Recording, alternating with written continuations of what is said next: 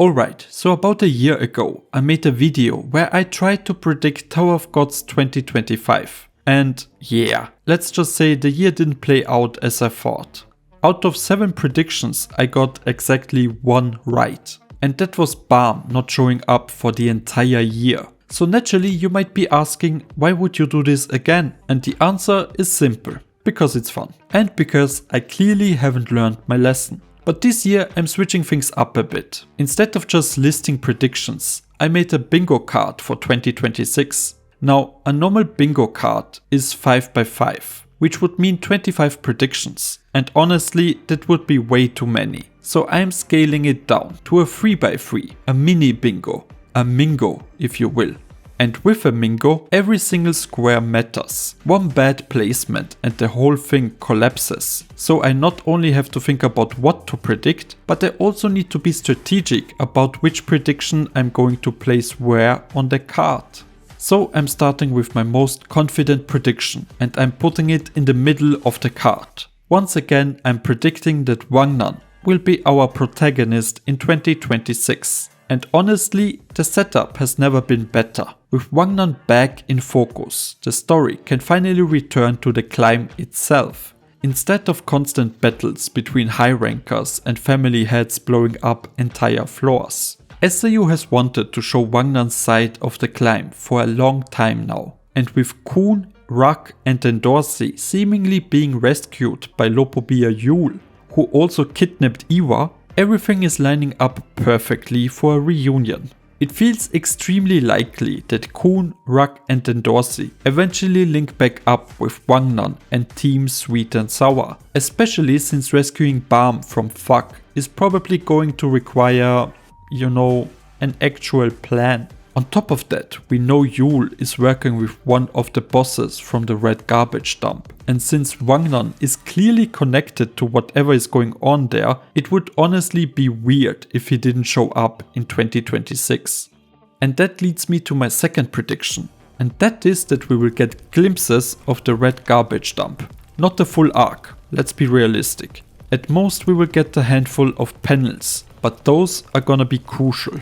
Ever since the red garbage dump was introduced, it's been one of the most fascinating concepts in Tower of God for me. A civilization so advanced that its technology completely eclipses anything inside the tower itself just seems absurdly fun.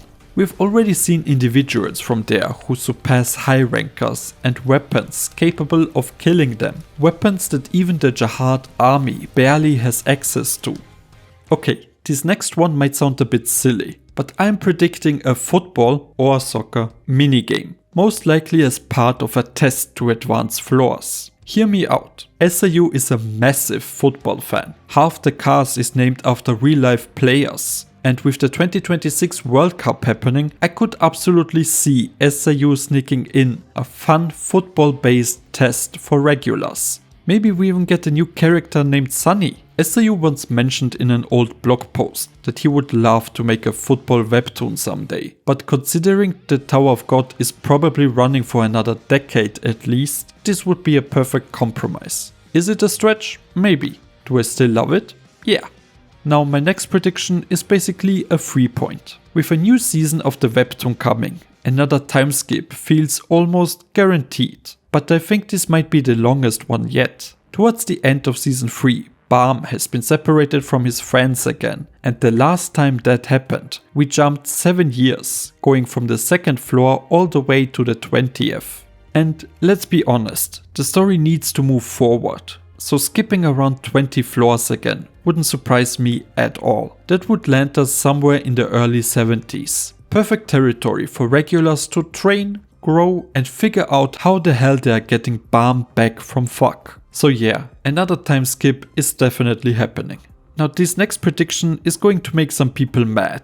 I'm predicting that Anak Zahard continues to be completely irrelevant to the story in 2026. And look, Anak was one of the most interesting characters in season 1, but her last real moment was the workshop battle against Ran, which was 12 years ago. Yes, she's shown up occasionally since then. and she technically appeared not that long ago. But season 3 revolved heavily around the Lopobia family, a family she is almost certainly directly tied to, and she still had zero plot relevance. So as much as it hurts to say, I don't see that changing in 2026. That said, if this prediction ends up being wrong, I will happily take the L, because that would mean Anak is finally relevant again. So I'm putting it somewhere in a corner. This next prediction is a quick and easy one. A new anime project will be announced. Yes, I predicted this last year too. Yes, it didn't happen. But if I keep predicting it every year, statistically speaking, it has to happen eventually, right? Right? Anyway, speaking of things that are bound to happen, Baam will reunite with his friends. However, I don't think we will see that happening in 2026. As of recording of this video, we don't even know when season 4 of the WEBTOON starts. And with everything I've already predicted, a full reunion feels unlikely within the year. My personal guess is that the reunion might happen sometime before the 77th floor, with Wallhike Song's headquarters looming in the background. To be clear, I'm not saying that Baam won't appear again for the entire year, but that he will mostly train in FUCK and maybe get a new crew to climb the floors with. And who knows, maybe this time his crew doesn't have an asshole in it. One thing I do think we will see almost immediately is the fallout from Princess Adori Zahard's attack on the Popidao family. I don't think Gustang is dead. Physically, he is probably fine, but politically everything has changed. Adori attacking the Popidao mothership is way more important than most people realize. For reasons I won't get into now, that single move likely forces Gustang and whatever remains of his family into hiding. I will save the deeper implications for another video. But for 2026, I fully expect the Popidao family to be laying low.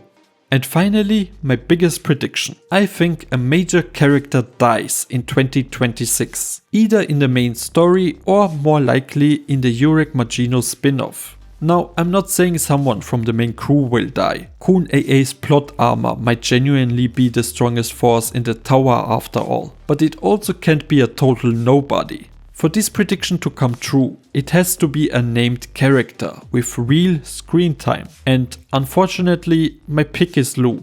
I've been saying it since he was introduced. His days feel numbered. And yeah, it's going to hurt. His relationship with Evelyn might be my favorite thing to come out of the spin-off. But sacrifices must be made for a successful Mingo. And that's my Tower of God 2026 Mingo card. Some of these feel like near certainties, others are complete shots in the dark. But no matter how many turn out to come true, 2026 is shaping up to be one of the most important years in Tower of God's history.